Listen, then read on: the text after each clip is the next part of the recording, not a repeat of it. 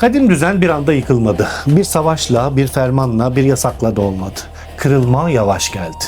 Önce dil değişti, sonra yorum, en sonunda alışkanlık.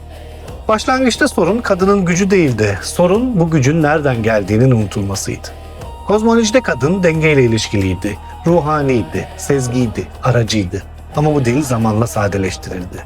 Sadeleşti derken eksiltildi. Merkezi yapılar güçlendikçe düzen yukarı kurulmaya başladı. Artık denge karşılıklı değil, tek yönlü düşünülüyordu. Kut paylaşılan bir yük olmaktan çıktı. Taşınan değil, verilen bir ayrıcalık gibi okunmaya başladı. Ve bu okumada kadının yeri daraldı. Ruhani bilgi tehlikeli bulundu. Sezgi belirsiz sayıldı. Görünmeyeni okuma yetisi kontrol edilemez kabul edildi. Bu yüzden kadın önce merkezden çekildi. Sonra temsil gücünü kaybetti. En sonunda da anlatıdan silindi.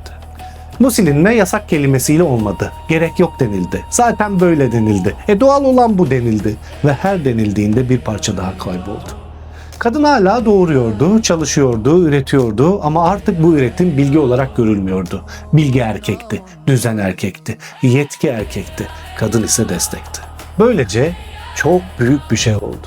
Kadın sistemden çıkarılmadı.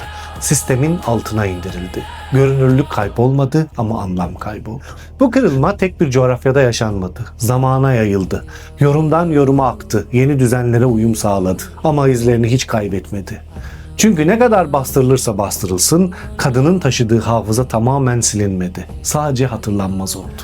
Ve işte bugün kadim Türk kadını konuşulurken boşluk hissedilmesinin sebebi de bu. Bir şeyler eksik gibi gelir hep ama ne olduğu da tam anlatılamaz. Çünkü eksik olan bir figür değil, bir bakış açısıdır. Ve belki de artık sorulması gereken soru kadim Türk kadını neredeydi değil, onu ne zaman ve neden görmezden gelmeye başladık olmalıdır.